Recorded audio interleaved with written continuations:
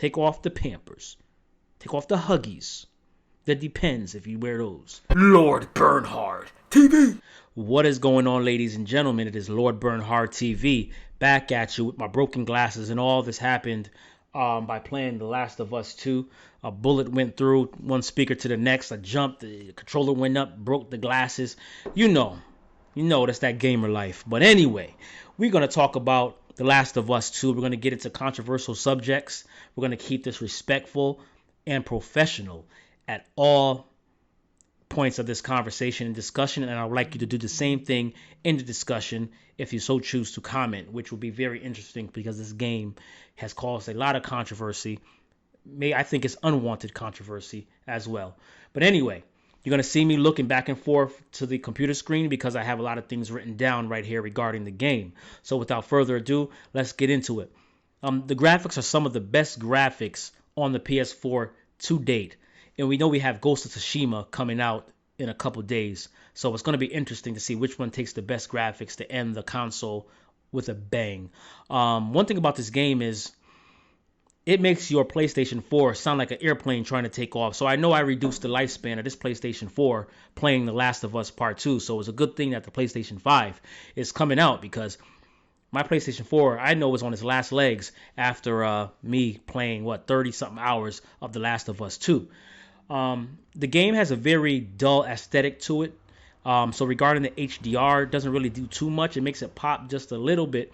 But although the aesthetics are dull, it is very detailed and appropriate for what is going on in The Last of Us, which is a dire situation where it's every man and woman for themselves in survival mode. So the atmosphere, the graphics set the tone, excellent. The characters are very detailed. Facial expressions, major. It really sells the pain, the agony, the emotion of each character in this game when you see it, especially in combat situations where you're stabbing an opponent, you're punching them, you're shooting them, you're choking them. You see the grimace, just the straight fear, the pain.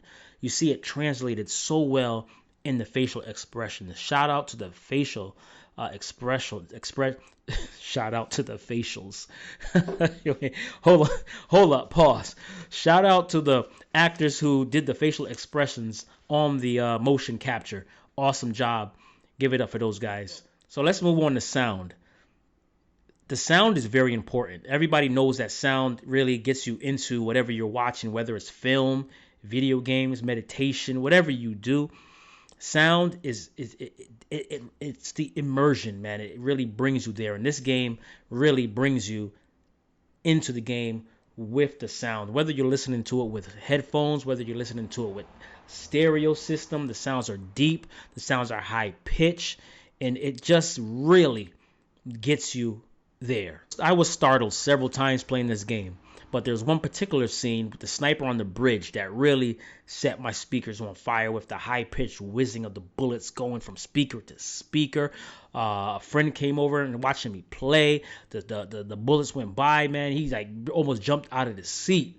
So that's some effective sound when you can make people almost jump out of the seat and almost feel like you're getting hit with the bullets. So the sound is phenomenal, especially when you're stabbing people. That cutting, like they put the mic inside the person and just said, "Cut me, please," and they just cut them open and they captured the sound and the person died. Chalk it up for an excellent game. Sound field for the game. Real life deaths. Just kidding. They didn't kill anybody trying to get the sound. I was only joking. So regarding the gameplay, if you played the old Last of Us, you're not really going to see any drastic changes here. Just the system is just a little more refined. They added more moves and so forth. But it's pretty much just cover, sneak, stealth kill, or take your guns out and go guns blazing. I think both choices, stealth or straight up gunplay, was executed good, man. Just like the other game. Nothing's changed. Same Last of Us. So you got nothing to worry about on that aspect. All right. So let's get to the elephant in the room. We're going to talk about the score. Let me see. If it ain't broke, don't fix it, right? But let's see. We're going to go over to Metacritic. Metacritic scored has it at 94. But the user score is 5.4. Come on, guys. Come on, guys. 5.4 for user. Come on. Let's get out of your emotions. Stop being so emotional. Take your pampers off. We all know that this game is not a 5.4. But I do understand why some of you will review bomb the game out of anger because of certain circumstances or certain scenes or certain things that happen to characters in the game. So we're going to go ahead and explore some of the reasons why some of these users are so upset at this game. All right, there's going to be spoilers. If you haven't played the game, cut it off now, watch the video later, and you can leave it in the comments. So, get to my notes here. I think a reason for the user review bombs on this game is because Joel, a beloved character, a controversial character as well, for his actions and what he did to people. But nonetheless, I guess Joel was murdered early on. He was murdered early in this game by Abby, which is another controversial character. We'll get to her.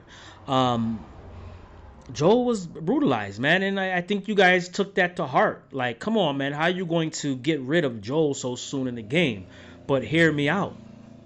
I think because of the situation, what's going on, how everything is so volatile, the characters, whether the main character or not, he obviously wasn't the main character in this game, but, you know, we were expecting him to go a little further into the game, but this is The Last of Us. It's survival out here, and Joel has done some things to people that people have not forgotten. So when the opportunity arose and the situation was there, they took advantage of it and killed Joel. Simple as that. I don't think that's something to be upset about. I mean, I was a little bit offset by it, but then I started to process it, and I said, you know what? Makes sense. It makes sense. Joel got caught in a bad situation, happened to save Abby. Didn't know who Abby was, and Abby was like, I know who you are, and I'm going to get your ass. And she got that ass brutally. So my condolences to Joel. If I had some water in this candle, I'll pour it out. We're going to pour, you know what I'm saying? Yeah, we're going to pour that water out, fake water out of that candle for Joel. That made no sense. But anyway, that's one reason why I think you guys are upset, but I understand in a sort of way. All right, now this is going to be the situation where we're going to talk about the homosexuality in the game. These topics are kind of touchy. I don't want to get, like a strike or something like that.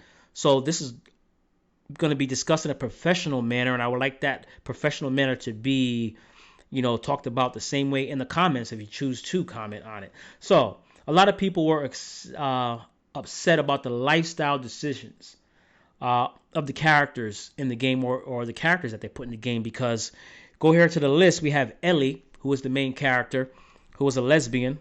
We have Dina, based on my observation that she's a bisexual. Then we have Liz, who is a transsexual. And then we have Abby, who is actually a full woman in and out, but she has the appearance of a man. She's very manly, I should say. I should say it like that she's very manly. Now, before I go on, like I say, this is a free world. You have the ability to be anything you want to be, if that's your choice. So whether somebody disagrees or agrees with these lifestyles that they've chosen to depict in the game doesn't make the game itself bad. You see what I'm saying? Now, because a lot of the review bombs are because of that as well. They're upset. But it is what it is. We're living in 2020. People are doing whatever they want to do.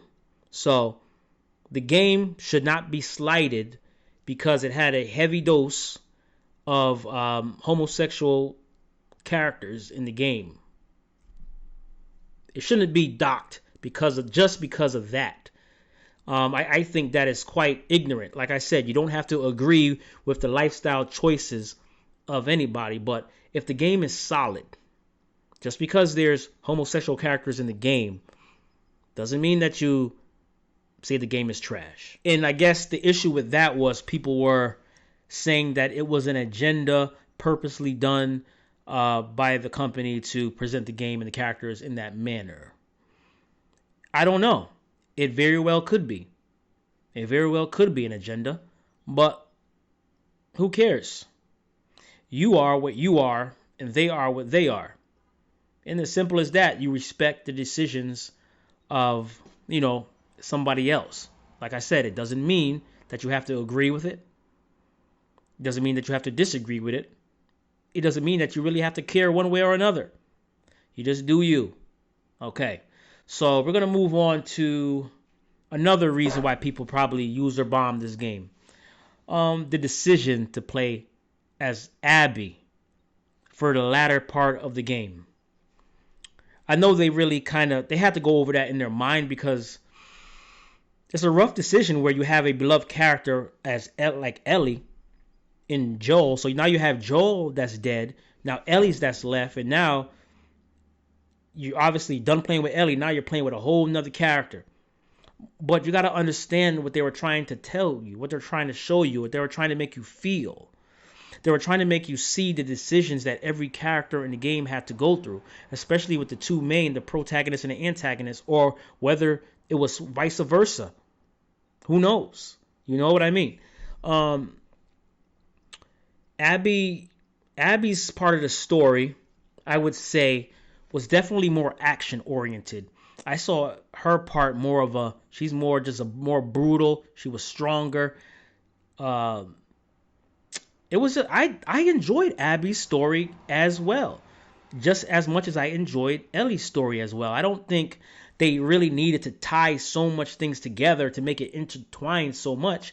It was kind of like Ellie's doing her thing, Abby's doing her thing, and some things intertwine, and then they come together. They somehow find a way to come together in confrontation. So it's just telling Abby's side of the story, what she was going through, and what Ellie's was. I know you're upset that you didn't, you didn't use Ellie the whole time, but you got to follow the vision. This is what I think was going on. They wanted you to see that Abby probably wasn't this bad person, because killing Joel early probably gave you a bad taste in the mouth. You hated Abby. You're like, damn, she just killed Joel. Why do I have to use Abby? I'm upset. F this game. That's what happened with a lot of you. Come on. Let's stop being emotional. Take off the pampers. Take off the pampers. Take off the Huggies. The Depends if you wear those. Oh my gosh. So, I like the way Abby's story, came and intertwined and came back in where she met Ellie. Now, could this game have ended earlier? Absolutely. Absolutely. The game could have ended with Abby and Les gone, doing what they're doing, and then Ellie and Dina and the child chilling at the house. It could have ended right there. But they brought it further and extended the story, which I thought was a little bit dragged out, but I get it. Ellie is going through a thing where she's trying to almost get redemption. She feels like this whole thing could have been stopped if Joel would have just let them, do the surgery, which she would have died, but she felt like that was her purpose. And Ellie feels like her purpose was taken away from her.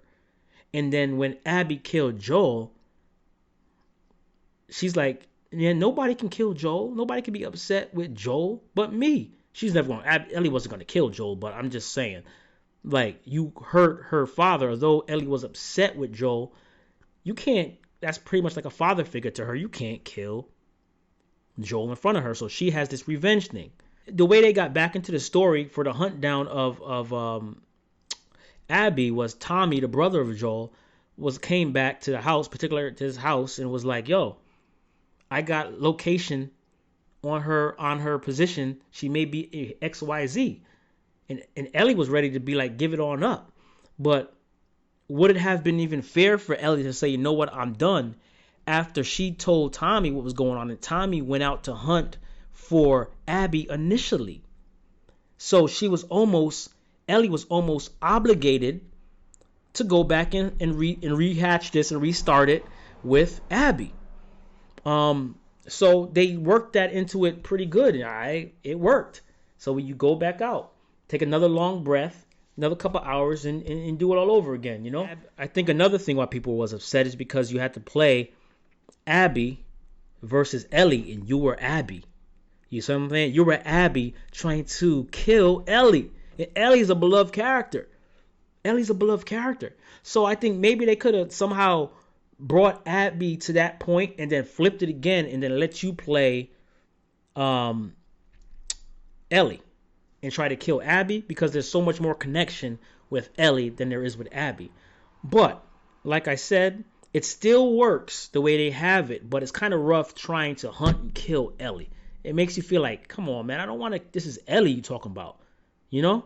But it still works in the universe and how they put it together. Still works. I can't dock it because of that decision. It makes sense. It works. So at the end of the day, they just wanted the player to feel what all of these characters, what Abby was feeling, what Ellie was feeling, and wanted you to see the decisions, what brought them to that particular point in time. And I thought the story was nice. They had some backstories. They had you kind of gel with Tommy. How that relationship happened when they went to the mountaintop and they were shooting the stalkers and the runners and such. Scene with Joel, at the museum, and scenes with Dina and Jesse, with Ellie and Jesse and Abby. With what's his name again? Damn it, Owen, and Abby with Owen and how things happened, and it was good, man. It was good. It was good. It's a game you just sit there, play it 2 hours, take it in, turn it off, go back, and so forth. I didn't want to rush this to get this review out, so that's why I'm so late with this. But I think this game deserves to be played leisurely and take your time with it. So I think a lot of people just rushed through it and didn't really take in everything. You got to take this game in to really digest it. It's not like any of these lifestyle choices in the game is going to just jump off the screen and jump on you if that's not your thing. So you got to worry about that. Just play the game. Play the game. And this game was excellent. To me, I thought this game was excellent, and I'm glad that they did a part 2. So please leave in the comments and let me know why some of you didn't like it. Let me know why you liked it. We can have a discussion in the comments, man. Make this video go boom, boom, boom, boom, boom. I can barely move because my back hurts. So at the end of the day, should you buy this game? Yes, this game is a no-brainer purchase. It's a masterpiece. Put it next to the old Last of Us. Put it next to it. It's a no-brainer. This is a generation-ending game of the PlayStation 4, which is awesome. And now we have Ghost of Tsushima coming in a couple of days. 2 games. Last generation we had what? Just The Last of Us to end the generation. Now we have 2, Last of Us 2 and Ghost of Tsushima. It's a no-brainer, man. So buy this game. And I believe that the PvP is coming. Hopefully, fingers crossed. I think that's going to be excellent. They're going to probably sell that separately. That probably won't even be an update. I can see that. The PvP for like $20. I'd buy it. Because the Last of Us PvP was beautiful, man. So you got that coming to look forward to, man. Stop it, man. Last of Us is good, man. Last of Us gets I don't like to put ratings. I like to say I enjoyed the game. But if you really want me to rate it and give it a number, I'm going to give it a high 90s, man.